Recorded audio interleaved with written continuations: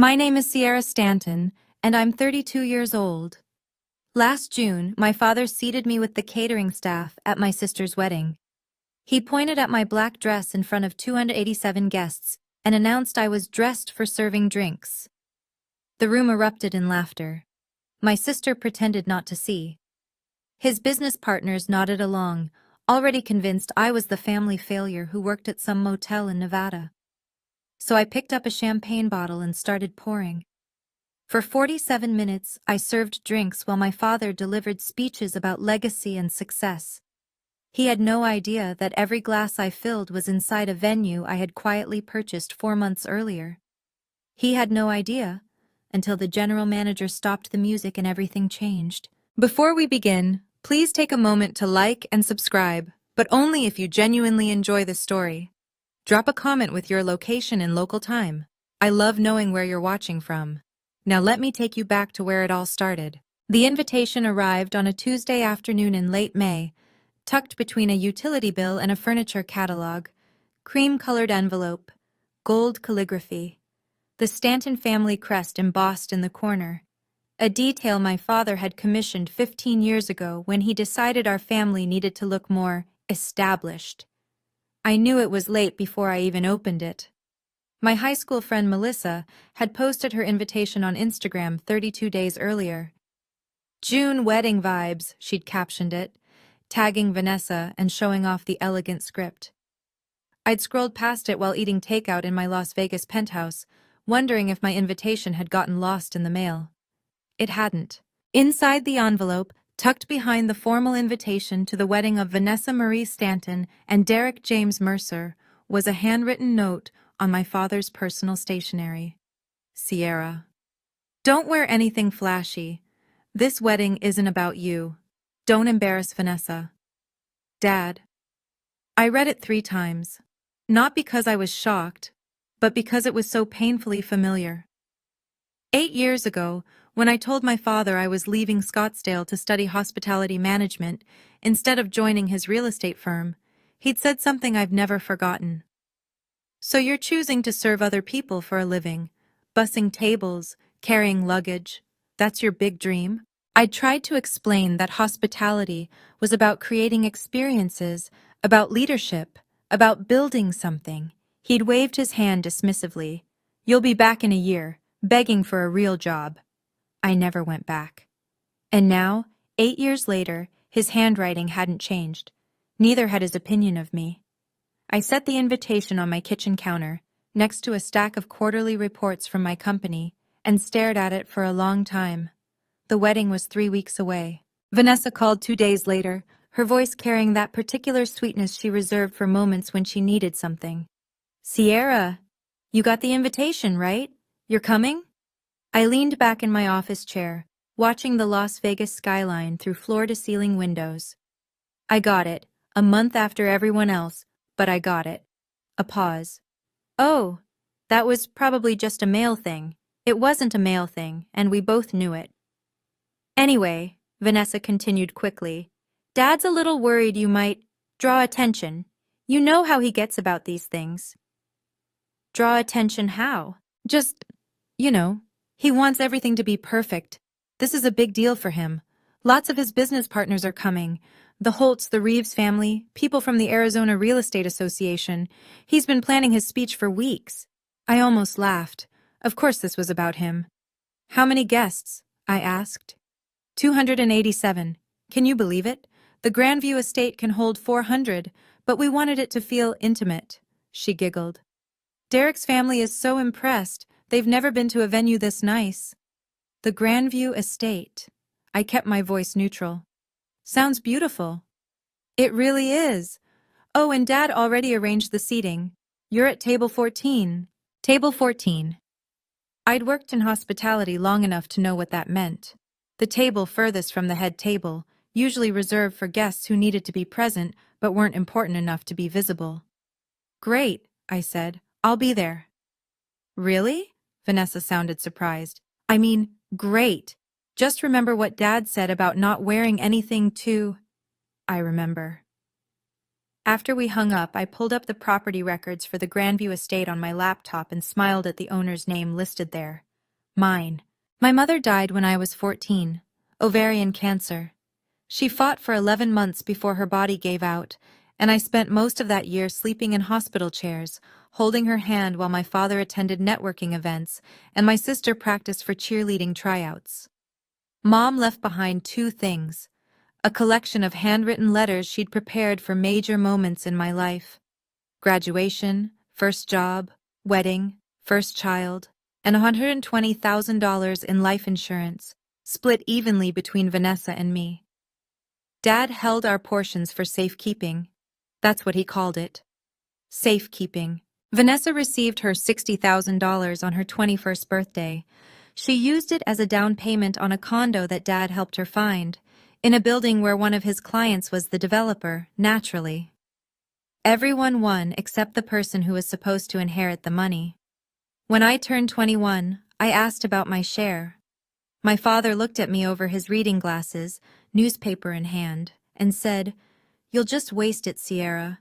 When you prove you know how to manage money, we'll talk."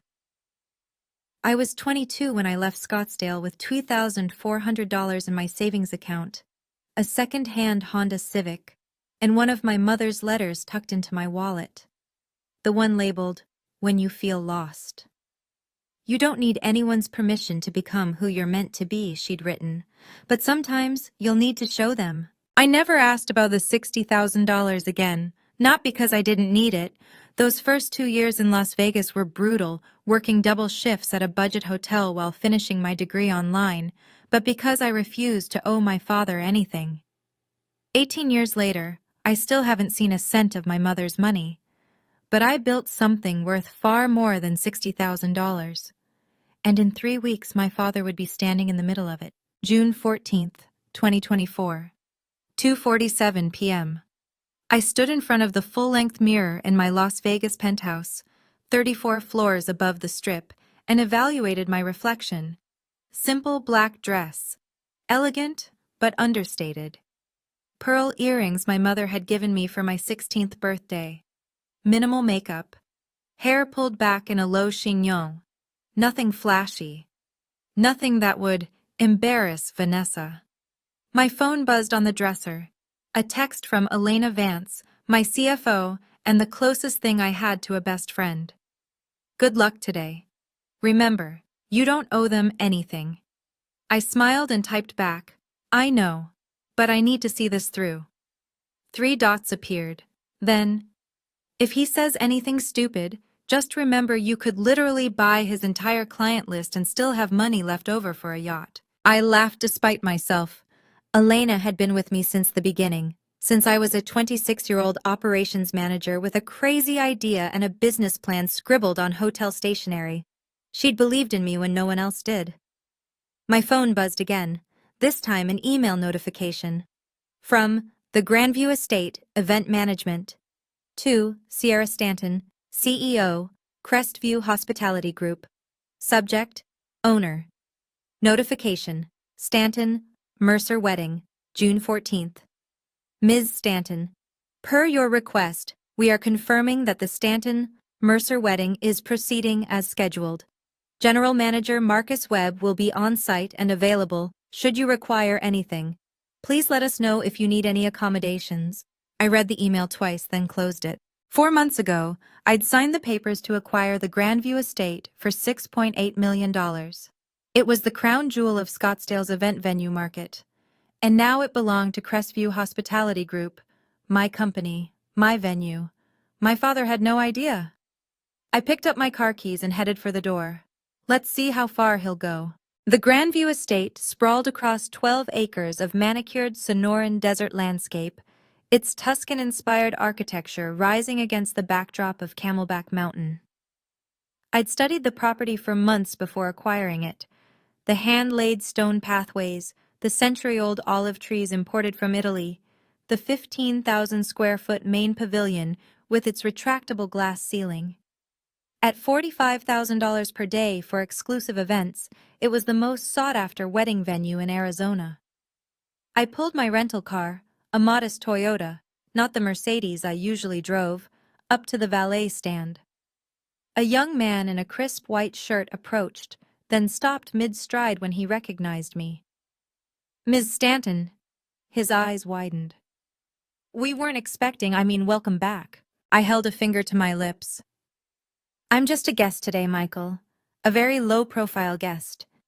He nodded quickly, understanding. "Of course, I'll make sure the team knows." I walked through the main entrance, past the cascading water feature and the hand-painted tiles, taking in every detail with a practiced eye. The floral arrangements were immaculate, white roses and eucalyptus, exactly as Vanessa had requested. The string quartet was warming up near the ceremony space. Everything was running smoothly. "Sierra." I turned. Marcus Webb, the general manager I'd inherited with the property, stood near the entrance to the main pavilion. 52 years old, silver-haired, with the calm demeanor of someone who'd managed 1,000 high-stakes events. He'd been at the Grandview for 11 years, and when I'd acquired the venue, keeping him on had been non-negotiable. He was also the only person here who knew exactly who I was. "Marcus." I shook his hand. "Everything looks beautiful." He glanced around, then lowered his voice. "Your father arrived an hour ago. He's been making requests." "What kind of requests?" Marcus hesitated. "He asked us to move your seating assignment." My stomach tightened. "Move it where?" I found my father holding court near the outdoor bar, surrounded by a cluster of men in expensive suits. I recognized a few faces from Arizona business magazines, the kind of people my father spent his life trying to impress. Richard Stanton, at 61, still carried himself like a man who believed he was the most important person in any room. Silver hair perfectly styled, custom navy suit, the Rolex he'd bought himself after his first $1 million deal, which he mentioned in every speech he'd ever given. He spotted me approaching and something flickered across his face. Annoyance, maybe, or embarrassment. He quickly rearranged his features into a tight smile. "Gentlemen, this is my older daughter, Sierra." He gestured vaguely in my direction. "She works in hospitality, somewhere in Nevada." One of the men, tall with kind eyes, extended his hand. "Hospitality? That's a growing industry. What do you do exactly?" Before I could answer, my father cut in. "She's in the service side of things. You know, hotels, that sort of thing. Making beds, greeting guests." He chuckled. "Someone has to do it, right?" The men laughed politely, though I noticed the tall one's smile didn't reach his eyes. I shook hands with each of them, keeping my expression pleasant. "Lovely to meet you all." When the group dispersed to find their seats, my father leaned close. His breath smelled like the bourbon he'd been nursing. "Table 14 was full," he said quietly. "I had them move you somewhere more appropriate." "Where?" "Don't make a scene, Sierra. Just go where they tell you." He straightened his tie. "And try not to talk to anyone important. This is Vanessa's day." He walked away before I could respond, leaving me standing alone near the bar. Somewhere more appropriate. I had a feeling I knew exactly what that meant. I stepped into the women's restroom and locked myself in the furthest stall, pressing my palms against the cool marble wall. Breathe. 8 years. I'd spent 8 years building a life my father knew nothing about. 8 years of 16-hour days, of rejected loan applications, of sleeping in my office during the early months when I couldn't afford both rent and payroll. 8 years of proving, to myself, if no one else, that I was more than the daughter Richard Stanton had written off. And now I was hiding in a bathroom, shaking. Why did I come here? I knew the answer. Some part of me, the 14-year-old girl who'd held her mother's hand in the hospital, who'd watched her father check his phone during the funeral, still wanted him to see me, really see me. But if I revealed myself now, I'd be the one causing drama. The difficult daughter who couldn't let her sister have one day. My father would spin it, the way he always did, and I'd become the villain of the story. My phone buzzed, a text from Marcus. "Your father just asked us to seat you with the catering staff. Said you'd feel more comfortable there. What do you want me to do?" I stared at the message for a long time. The catering staff. He wanted me to sit with the servers, at my own sister's wedding, in a venue I owned. Something shifted in my chest. Not anger, something colder, clearer. I typed back, "Let him. Don't say anything." Marcus replied immediately, "Are you sure?" "Yes. But stay close. If he pushes further, I'll let you know." I put my phone away, looked at myself in the mirror, and made a decision. I wouldn't reveal myself, but I wouldn't hide either. If my father wanted to keep digging, I'd let him, and I'd let him hit bottom. A wedding coordinator I didn't recognize, young, nervous, clearly new, found me near the ceremony space as guests began taking their seats. "Ms. Stanton? Sierra Stanton?" "That's me." She clutched her tablet like a shield. "I'm so sorry, but there's been a change to your seating. Mr. Stanton, your father, asked us to relocate you. He said you'd be more comfortable in the staff area." She couldn't meet my eyes. "The staff area," I repeated. "It's just, the main tables are very full, and he thought—" "It's fine." I kept my voice gentle. This wasn't her fault. "Show me where." She led me through a service corridor to a small room behind the main pavilion. 6 people sat around a folding table, eating quickly from paper plates, the catering team taking their break before the reception service began. "I'm really sorry," the coordinator whispered. "I've never seen anyone do this to a family member before." "It's okay." I touched her arm. "Thank you for being honest." She hurried away, and I stepped into the room. 6 faces looked up at me, some curious, some confused. "Hi." I pulled out an empty chair. "I'm Sierra. Mind if I join you?" A young woman with curly hair and a nose ring, her name tag read Jamie, squinted at me. "Wait, Stanton? Like the bride?" "Like the bride's sister." Silence. Then Jamie's eyes went wide. "Holy shit! They put the bride's sister with the catering staff?" "Apparently I'll feel more comfortable here." An older man in a chef's coat shook his head slowly. "That's cold." Jamie pushed a plate of appetizers toward me. "Well, you're one of us now. The crab cakes are actually really good." I took one and smiled. "Thanks." From the main pavilion, I heard the string quartet begin the processional. The ceremony was starting, and I was exactly where my father wanted me. Invisible. The ceremony was beautiful. I watched it through a service window, standing behind Jamie and 2 other servers who'd made room for me to see. Vanessa looked radiant in her designer gown. Derek appeared genuinely nervous in the best way. Even my father managed to look dignified as he walked his youngest daughter down the aisle. The cocktail hour began at 5:45 p.m. I emerged from the staff area and drifted toward the outdoor terrace, staying near the edges, observing. My father stood near the main bar with a fresh group of admirers, more business associates, more people to impress. I was walking past, heading toward a quiet corner, when his voice cut through the ambient chatter. "Sierra, come here." I stopped, turned.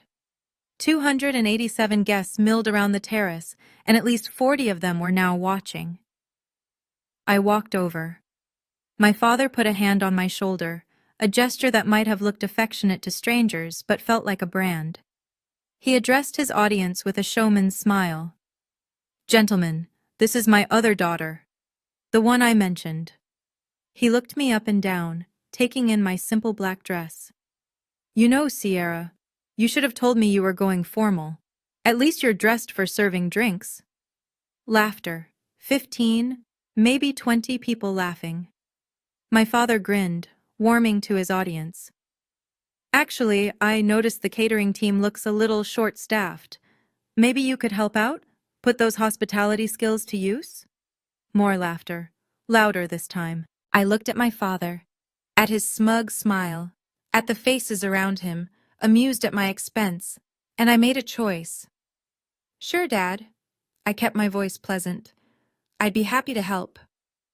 I walked to the bar, picked up a bottle of Veuve Clicquot, and began pouring champagne for guests. If he wanted a server, I'd give him one. For 47 minutes, I poured champagne. I moved through the crowd like a ghost, refilling glasses, offering polite smiles, listening. People speak freely around servers. We're invisible, part of the furniture, not worth guarding their words around. Richard's older daughter? A woman in diamonds whispered to her husband. Apparently she never amounted to much, works at some motel in Vegas, I heard. Such a shame, he replied. At least Vanessa turned out well. At another cluster of guests, I overheard one of my father's business partners, a heavy-set man with a loud voice, telling a story. Richard told me she dropped out of college to bus tables. Can you imagine?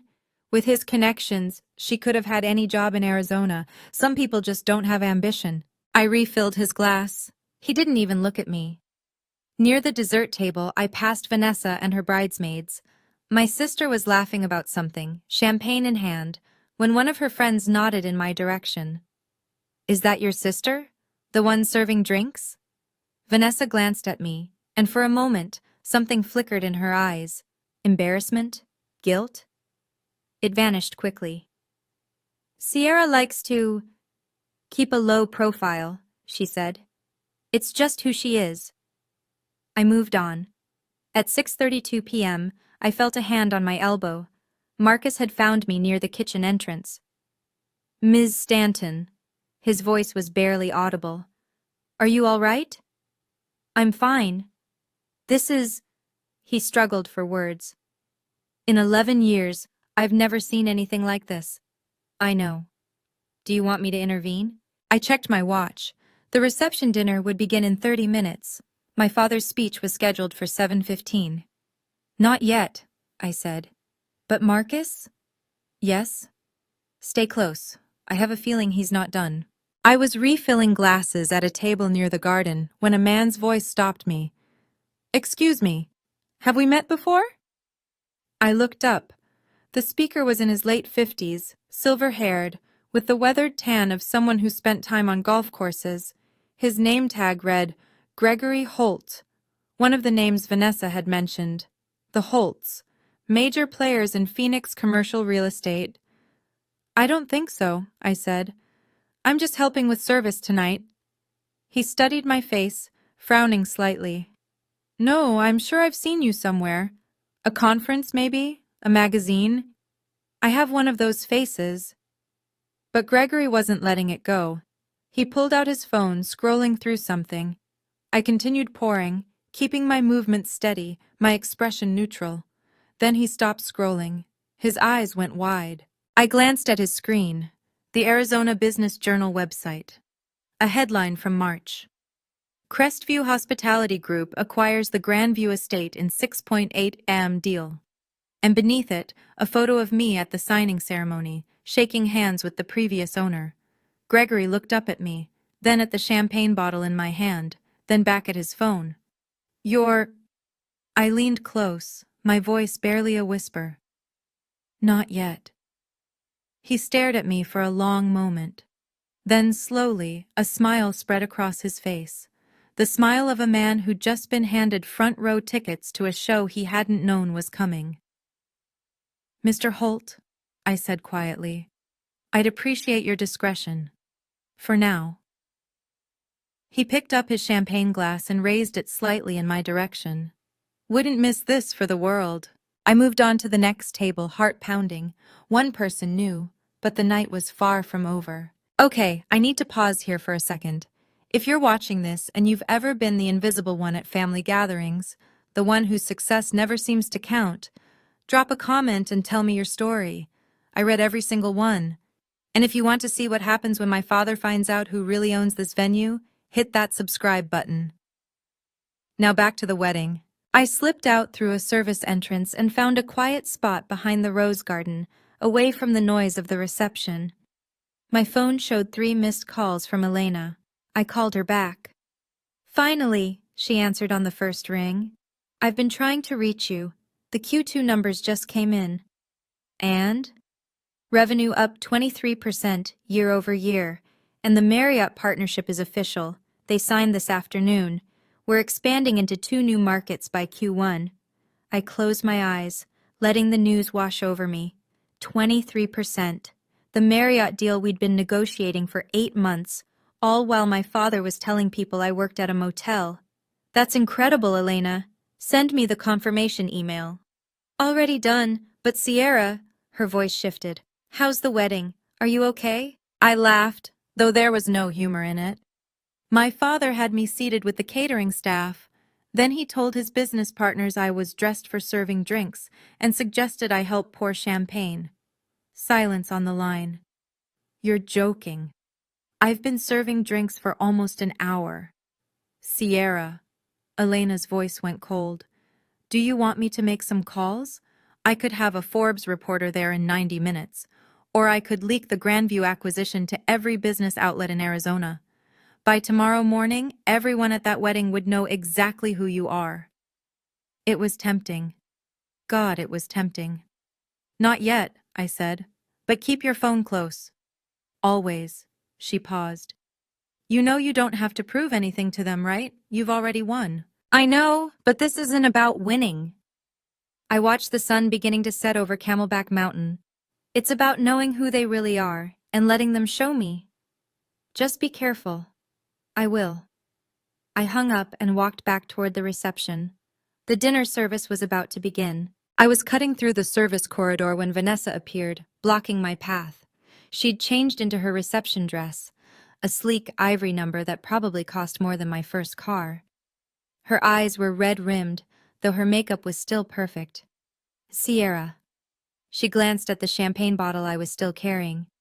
What are you doing? Helping out, like Dad suggested. You don't have to.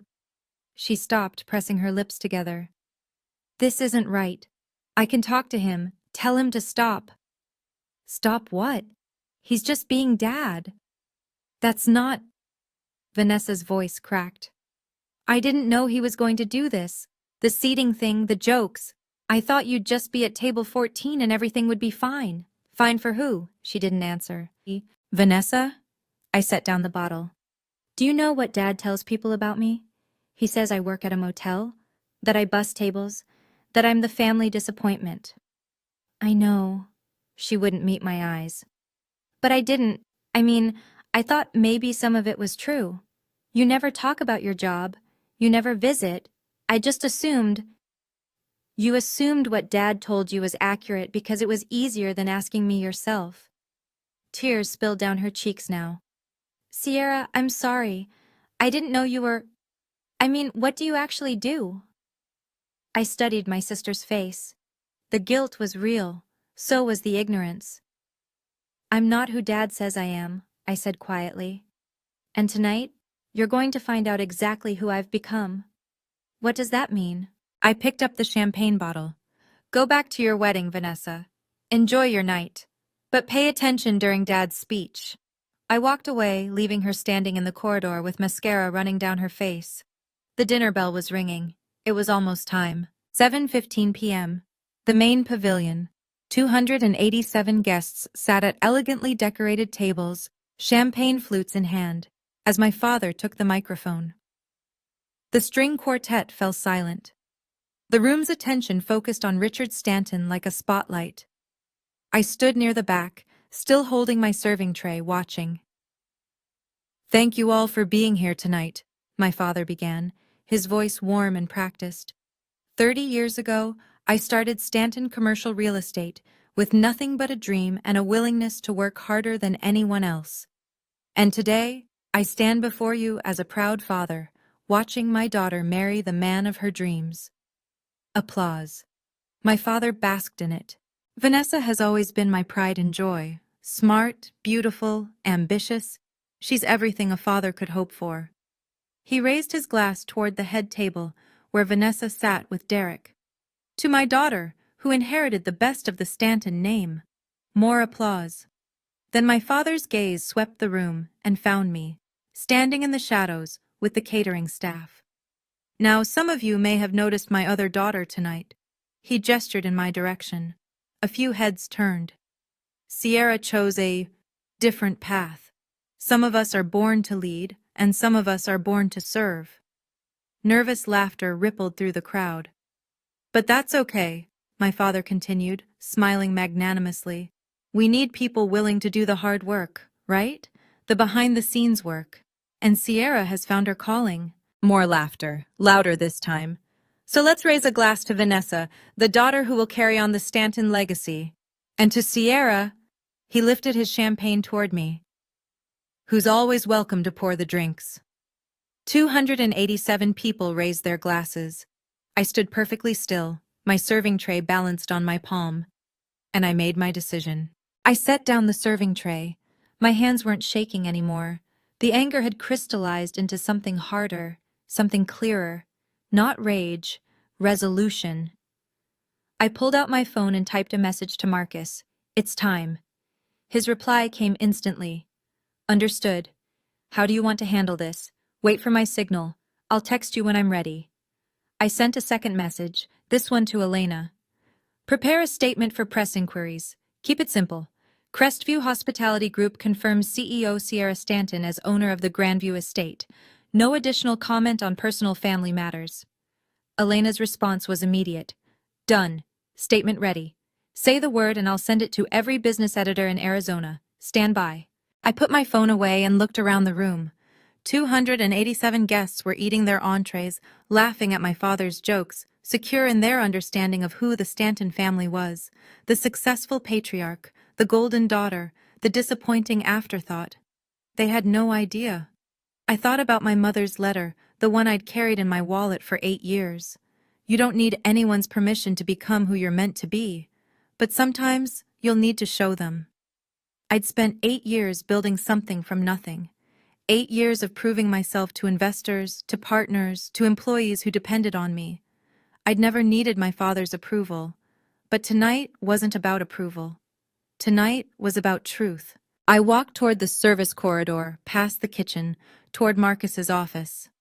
My father's laughter echoed behind me, the sound of a man who believed he'd won.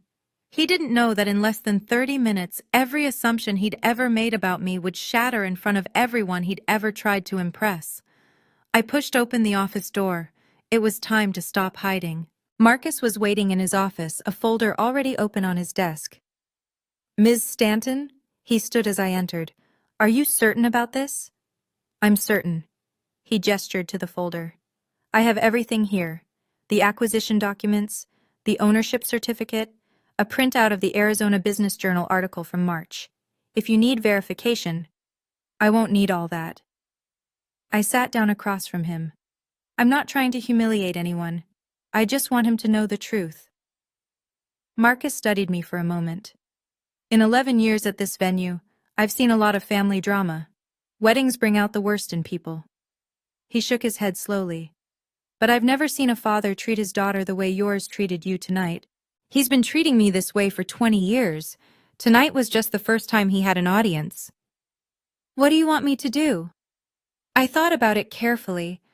I could have Marcus announce my ownership from the stage. I could have security escort my father out. I could make this as public and humiliating as possible. But that wasn't who I wanted to be.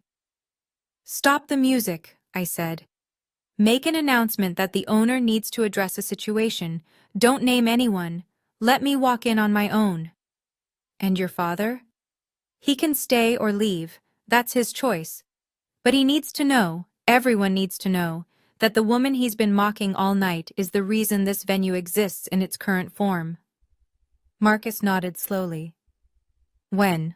I checked my watch. 7:42 p.m. Dessert service would begin at 8 o'clock. Give me 10 minutes, then stop the music. I stood and walked toward the door. Miss Stanton? I turned. For what it's worth, Marcus said quietly, your mother would be proud. I didn't trust myself to respond.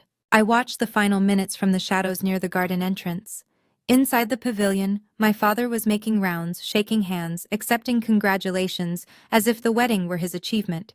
He stopped at Gregory Holt's table, and I watched their interaction through the glass doors. Beautiful venue, isn't it? My father was saying. I recommended it to Vanessa personally. The new owners are some corporation out of Las Vegas. Never met them, but they clearly know what they're doing.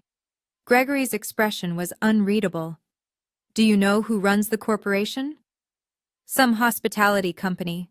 Crestview something. My father waved dismissively. Doesn't matter. What matters is the service, and tonight has been flawless. Indeed it has. Gregory glanced toward the garden, and for a moment our eyes met through the glass. He raised his champagne glass slightly. I have a feeling you might be surprised by who's behind it. My father laughed. Why would I care? As long as the venue is up to standard, the owners could be anyone. 7:51 p.m. I texted Marcus. Now. The string quartet stopped mid-phrase. A confused murmur rippled through the crowd. Marcus walked to the small stage where the band equipment was set up, a wireless microphone in his hand. He tapped it twice, and the room fell silent. Ladies and gentlemen, I apologize for the interruption. His voice was calm, professional. My name is Marcus Webb. I've been the general manager of the Grandview estate for 11 years.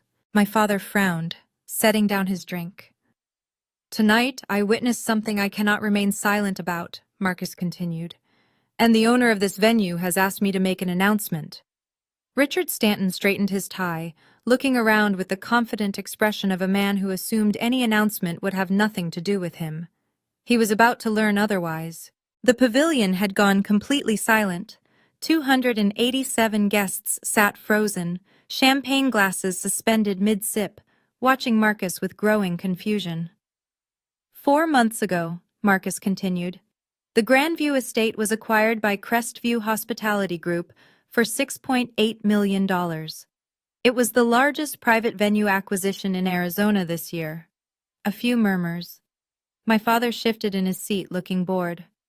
Tonight, I watched the CEO of that company, the woman who signs my paychecks, who owns this building and everything in it, get seated with the catering staff by a member of the wedding party.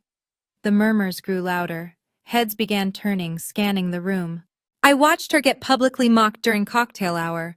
I watched her serve champagne to guests while people laughed at her expense. And I watched her father, Marcus's voice hardened slightly, stand on this stage and tell 287 people that she was born to serve.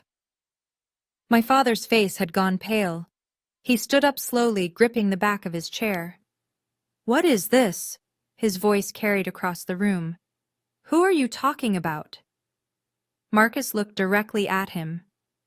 I'm talking about the owner of the Grandview estate, Mr. Stanton. The woman you've been humiliating all evening. That's ridiculous. The owner is some corporation. The owner, Marcus said calmly, is your daughter. Absolute silence. Then slowly, every head in the room turned toward the garden entrance. I stepped through the glass doors, the same black dress, the same pearl earrings, but I wasn't carrying a champagne bottle anymore. I walked down the center aisle between the tables, past the stunned faces, past the whispers, until I stood 10 feet from my father. Hi, Dad, I said quietly. We need to talk. My father's face cycled through emotions like a slot machine, confusion, denial, anger, and finally something I'd never seen before. Fear. This is a joke, his voice cracked. Sierra doesn't, she can't. Crestview Hospitality Group, I said, my voice carrying clearly through the silent room. 7 venues across Arizona and Nevada, $12 million in annual revenue. I own 67%. I pulled out my phone, opened the Arizona Business Journal article, and handed it to the nearest guest, a woman I recognized as one of my father's longest-standing clients. March 2024, I said. Page 1 of the business section. You can verify it. The woman looked at the screen, then at me, then at my father. Her expression shifted from confusion to something that looked almost like satisfaction. She's telling the truth. She held up the phone so others could see. There's a photo of her at the signing ceremony. The article began passing from table to table. Whispers exploded into open conversation. Gregory Holt stood up, slow clapping. I knew I recognized you. Saw you at the Arizona Hospitality Conference last year. Keynote speaker, if I remember correctly. You have a good memory, Mr. Holt. My father grabbed the phone from someone's hand, staring at the screen. The color had drained completely from his face. This can't. He looked up at me. Why didn't you tell me? Why would I? I kept my voice level. You never asked. You just assumed. Sierra, I didn't know. You didn't want to know. I took a step closer. For 8 years, you've told everyone I was a failure, a disappointment, someone who busses tables. You never once asked what I actually do. My father opened his mouth, but no words came out. Behind me, I heard someone whisper, 6.8 million in cash. The tables had turned. All right, I have to stop here because this moment, this exact moment, is what I waited 8 years for. If you've ever dreamed of proving your family wrong, if you've ever fantasized about showing them exactly who you became without their help, comment reveal below. And make sure you're subscribed because what happens next with my father, it's not what you'd expect. My father tried to recover. I watched him attempt to reassemble his public persona, the charming businessman who always had an answer. Well? He forced a laugh that fooled no one. This is certainly a surprise. I had no idea my daughter had done so well for herself. Clearly, the Stanton genes run strong. A few people shifted uncomfortably. No one laughed. You didn't know, I said quietly, because you didn't want to know. Every time I called, you asked if I needed money. When I said no, you hung up.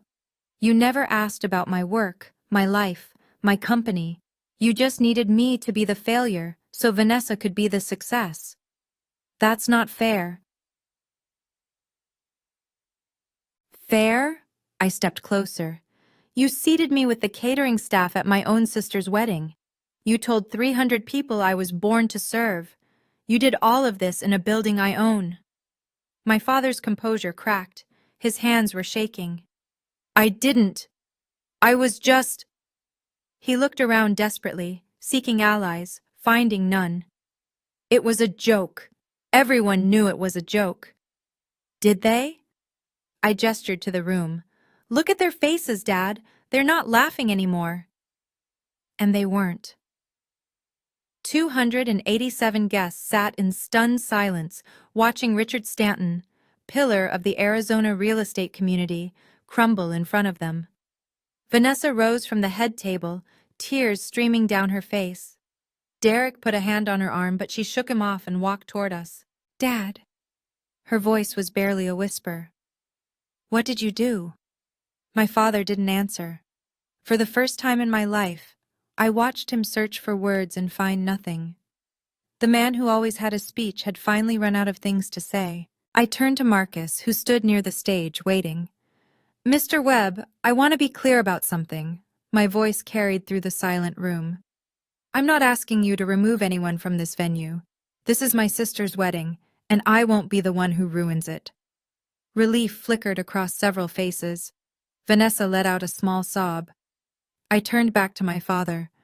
You can stay, Dad. Finish the reception. Dance with Vanessa. Give your toasts. I paused. But I need you to understand something. What? His voice was hoarse. I don't need your approval. I never did. I kept my tone measured, professional, the same voice I used in boardrooms and investor meetings. I built my company without your help, without your connections, without your money. I did it while you were telling everyone I was a failure. Sierra, I'm sorry. I don't need an apology tonight. What I need is for you to stop speaking about me like you know who I am, because you don't. You never bothered to find out. My father stood there, diminished somehow, smaller than I'd ever seen him. I'm going to leave now, I continued, not because I'm being asked to, but because I choose to. This is Vanessa's day, and despite everything, I don't want to take that from her. I looked at my sister, whose makeup was ruined, whose perfect wedding had become something else entirely. Vanessa, congratulations. Derek. I nodded at my new brother-in-law, who looked like he'd rather be anywhere else. Welcome to the family. I turned and walked toward the exit. The crowd parted silently. At the door, I paused and looked back at my father one last time. You know where to find me. When you're ready to actually know your daughter, call. Then I walked out into the Arizona evening. I was halfway to the parking lot when I heard heels clicking rapidly on the stone pathway behind me. Sierra, wait! I stopped, but didn't turn around. The desert air was cooling as the sun disappeared behind the mountains, and I took a deep breath, steadying myself. Vanessa caught up to me, breathless, her ivory dress trailing on the ground. Mascara streaked her cheeks. She looked nothing like the radiant bride from the ceremony. "Sierra, please." She grabbed my arm. "I didn't know. I swear I didn't know." I finally turned to face her. "What didn't you know, Vanessa?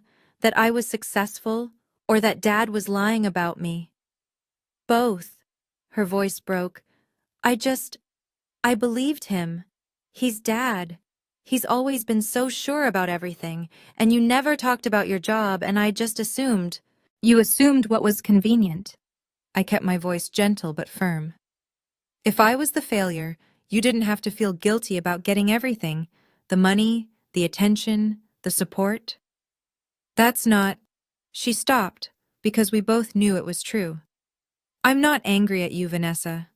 Not really." I sighed. "You were 20 when I left. You believed what you were told. But you're 28 now. At some point you could have asked." She was crying openly now. "I'm sorry. I'm so sorry." "I know." I reached into my clutch and pulled out a business card. Simple, elegant, my name and title embossed in silver. "This is who I am. When you're ready to actually know your sister, call me."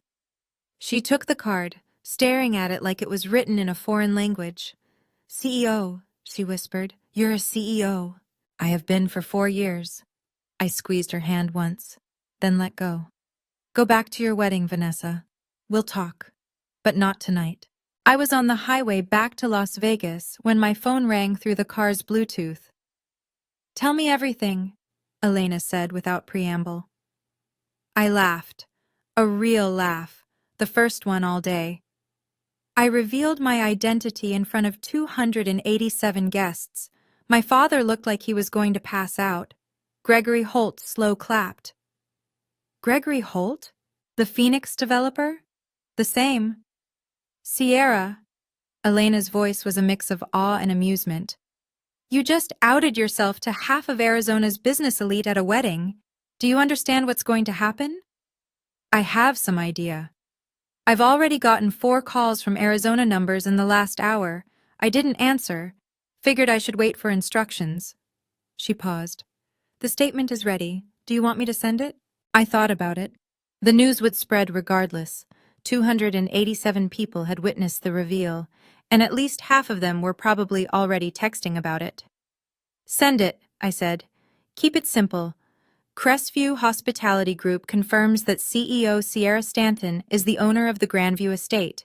We have no comment on personal family matters." "Done," I heard her typing. "Anything else?" "Yeah." I watched the desert landscape blur past my window. "Thank you, Elena, for believing in me when no one else did." A pause. "You never needed anyone to believe in you, Sierra. You just needed to believe in yourself." She cleared her throat. "Now go home, pour yourself something expensive, and get some sleep. Tomorrow's going to be interesting." "That's an understatement." "One more thing." Her voice softened. "I'm proud of you. Not for the reveal, for walking away with your dignity intact. That took more strength than anything else." I didn't trust myself to respond. "Good night, boss." "Good night, Elena." 11:47 p.m. I stood at the floor-to-ceiling windows of my penthouse, Las Vegas glittering 34 floors below. Still wearing the black dress. Still wearing my mother's pearls. My phone sat on the kitchen counter, buzzing intermittently with notifications I hadn't checked. Texts from unknown numbers. Emails from business publications. One missed call from a number I recognized. Dad. I hadn't answered. I wasn't ready. Instead, I opened a bottle of wine, a 2018 Opus 1 I'd been saving for a special occasion, and poured myself a glass. The first sip was smooth, complex, exactly what I needed. I walked to my home office and opened the drawer where I kept my mother's letters. There were 6 in total, each labeled for a different milestone. I'd open 3, when you feel lost, when you graduate, and when you start something new. Tonight, I opened a 4th, when they finally see you. My darling Sierra, if you're reading this, it means someone who doubted you has finally understood who you really are. I wish I could be there to see their face, but I want you to remember something. Their recognition doesn't change your worth. You were always this person, capable, strong, brilliant. Their blindness was never your failure. Don't let this moment make you bitter. Let it make you free. I love you. I always will. Mom. I read it 3 times, tears sliding down my cheeks. Then I raised my wine glass to the empty room, to the city lights, to the memory of a woman who'd known exactly who I would become. They finally saw, Mom. I sat down on my couch, let the tears come, and for the first time in 8 years, I felt something I hadn't expected. Not triumph, peace. 48 hours later, my face was everywhere. Wedding drama, Crestview CEO revealed as server at own venue. Arizona Business Journal. Self-made millionaire humiliated by father at sister's wedding. Then drops the ultimate truth bomb. Phoenix Metropolitan. The $6.8 million mic drop. How one woman turned family shame into business fame. Southwest. Business Weekly. Elena called at 9 a.m. Monday morning with an update. The Arizona Business Journal article has been shared 12,000 times on social media. We've received interview requests from Forbes, Bloomberg, and a podcast called Women Who Build. And, she paused for effect, 2 of your father's former business partners have reached out about investment opportunities. I set down my coffee. Which partners? Gregory Holt and Martin Reeves. They both used the phrase impressed by how you handled the situation. Holt specifically mentioned wanting to discuss a joint venture in the Phoenix market. I laughed despite myself. My father spent 30 years cultivating those relationships. I got their attention in one night. Irony is a beautiful thing. Elena's voice turned serious. There's something else. Your father's been affected. Affected how? Word is he's been disinvited from the Arizona Real Estate Association's annual gala next month, first time in 15 years, and 2 of his long-term development partners have paused their current projects with him pending relationship review. I felt something twist in my chest, not satisfaction, something more complicated.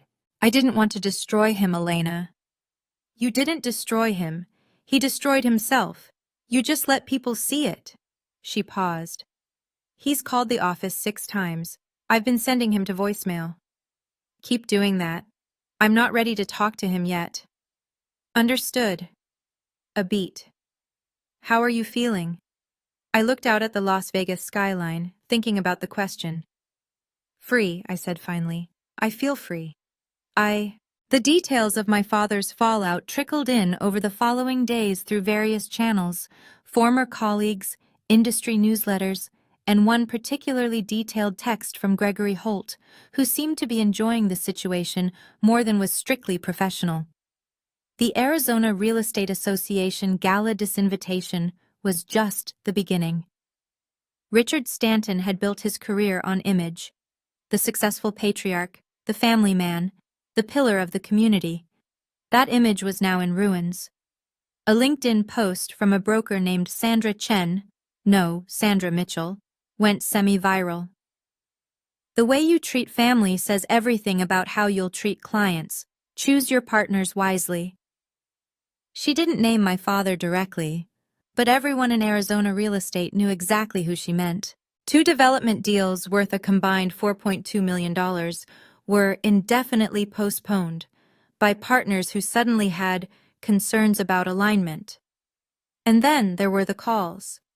My father called 7 times in 48 hours. I didn't answer any of them, but I read his final voicemail transcript. Sierra, it's Dad. I know you're not picking up, and I understand why. I've been thinking about what happened, and I don't have excuses. What I did was wrong. What I've been doing for years was wrong. I told myself stories about you because it was easier than admitting I didn't know my own daughter. Please call me back. I need to. I want to understand who you've become. I want to try. I read it 3 times. Then I put my phone down and went back to work. I wasn't ready to forgive him. I wasn't sure I ever would be.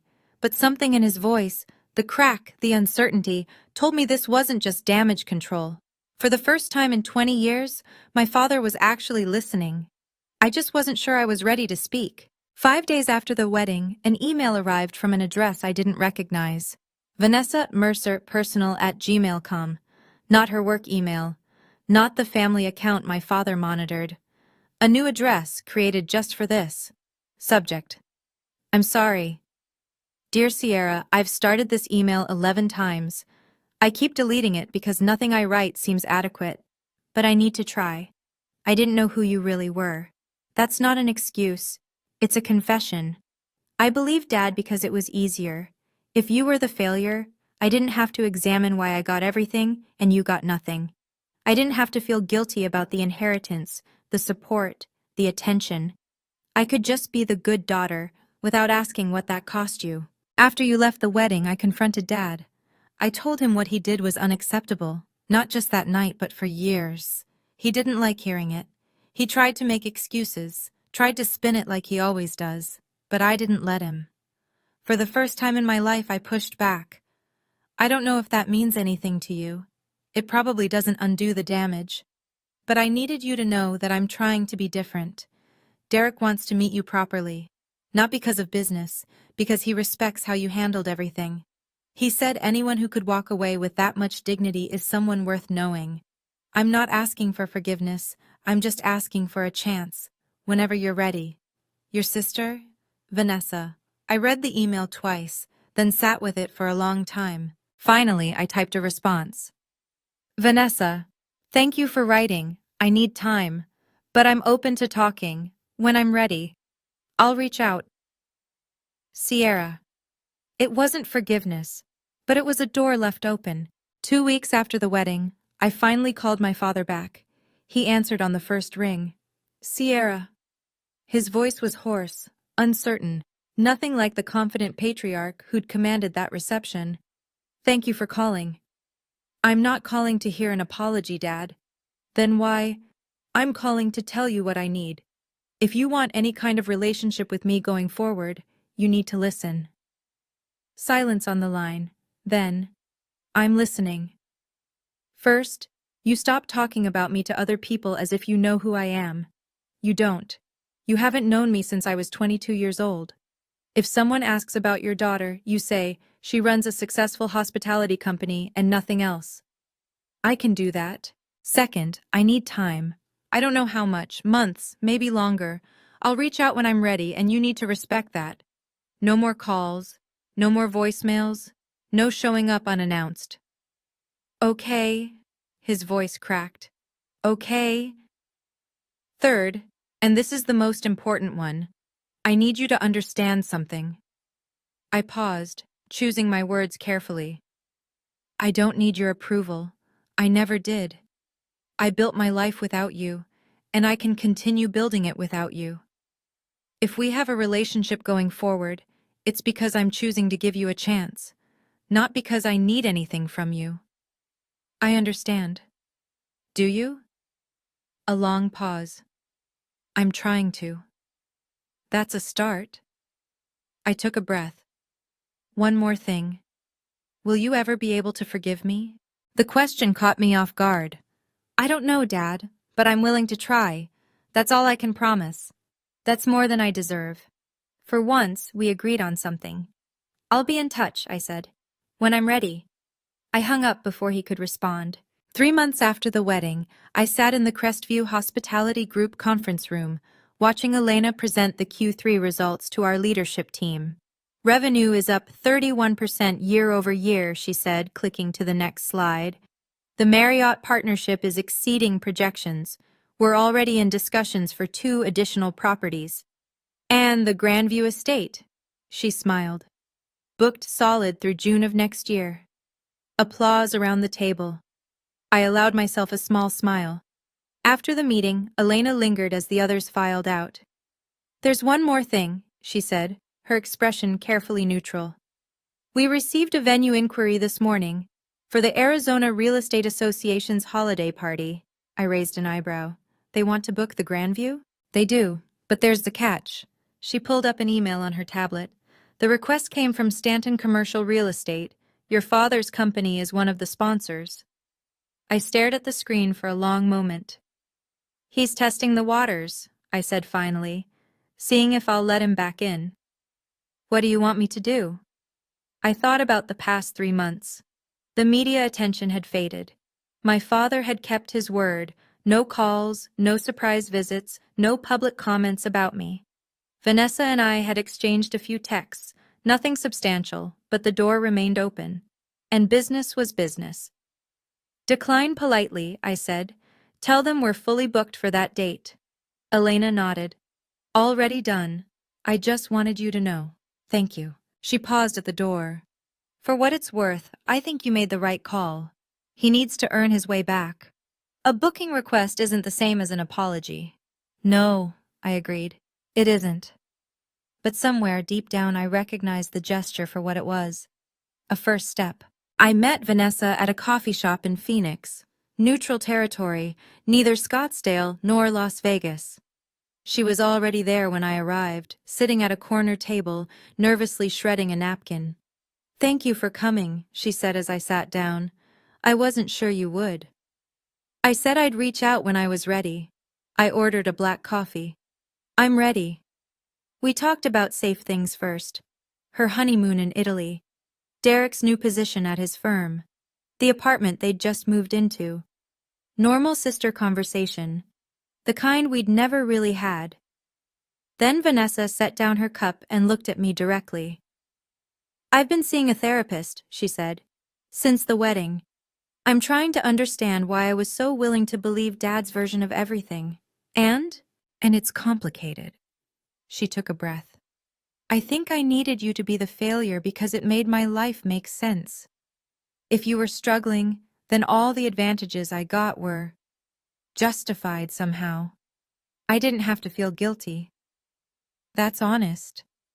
It's ugly, she corrected. But it's true. She reached across the table, hesitating before touching my hand. I want to know you, Sierra. The real you, not Dad's version. I looked at my sister, really looked at her. 28 years old, finally starting to see beyond the family narrative she'd been fed. It won't happen overnight, I said. Trust takes time to rebuild. I know. She squeezed my hand. But I'm willing to do the work, however long it takes. I thought about my mother's letters, about the one I hadn't opened yet. When you find your way back to each other. Maybe someday. Okay, I said. Let's start with coffee. See where it goes from there. Vanessa smiled. A real smile, not the polished one she wore at family events. It was a beginning. A week after meeting Vanessa, I drove back to the Grandview estate. Not for business, not for an event, just to stand on the terrace as the sun set over Camelback Mountain and think. The venue was quiet, no wedding scheduled for the evening. Marcus had given me the master key months ago, and I'd used it exactly once before. Tonight felt right.